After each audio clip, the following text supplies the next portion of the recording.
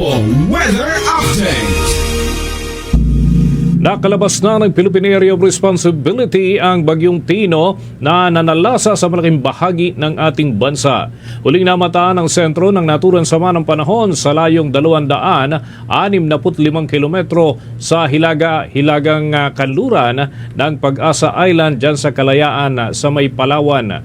Ang lakas ng bagyo ay nananatili dyan sa puwersa na umaabot sa 155 kilometro bawat oras malapit sa gitna. Mayroon din itong pagbugso na 170 kilometro bawat oras.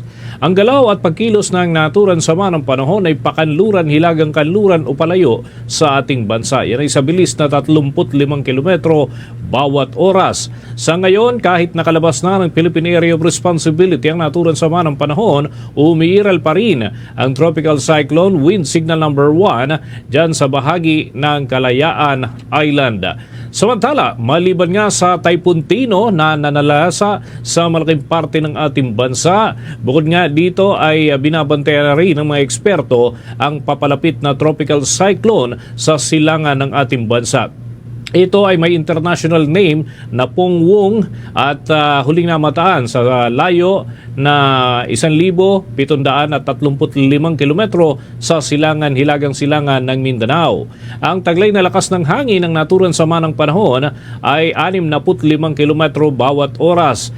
Nangangahulugan na isa na itong tropical storm at mas lumakas mula kahapon na isang tropical depression lamang. Ang pagbugso ng bagyo ay umaabot na ng 80 kilometro bawat oras.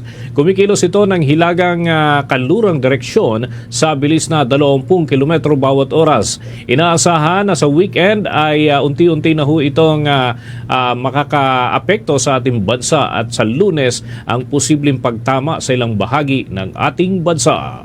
For the most trusted source of news and information, visit our website at www.bomboradio.com. Follow us on Bombo Radio mobile app, Facebook, YouTube, TikTok, and X, formerly Twitter. Like, share, and stay connected. Anytime, anywhere.